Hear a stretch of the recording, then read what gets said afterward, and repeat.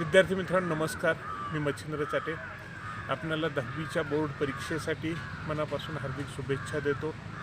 परीक्षेला अजून काही काळ शिल्लक आहे, या काळाचा योग्य सदुपयोग करा। एक एक दिवस एक एक तास अतिशय महत्त्वाचा आहे। प्रत्येक विषयाचे जास्तीत जास्त प्रश्नपत्रिका सोडवून पहा, प्रश्नपत्रिका तपासून घ्या।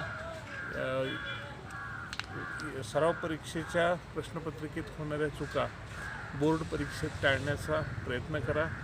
सगळ्यात महत्त्वाचं म्हणजे प्रत्येक विषय मराठी या विषयाचा हे करत असताना रस्वदीर्घाच्या चुका टाळा।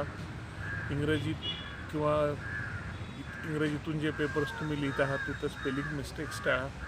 आणि गणिताचा जो काही विषय आहे तर गणिताची प्रश्नपत्रिका सोडवत असताना कुठेही स्टेप्स टाळू नका, पायऱ्या सोडू नका, सगळ्या पायऱ्या व्यवस्थित लिहा।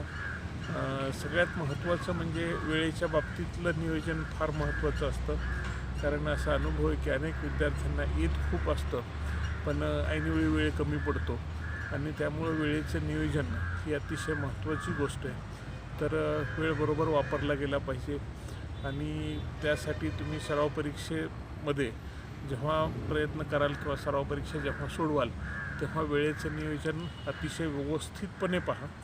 या गोष्टी सगळ्या प्रयत्नांशी संबंधित असतात, सरावाशी संबंधित असतात।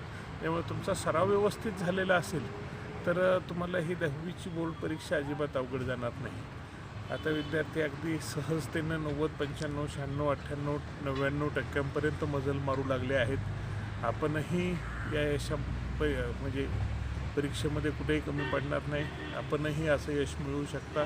आपल्या सर्वांना मनापासून हार्दिक शुभेच्छा। धन्यवाद।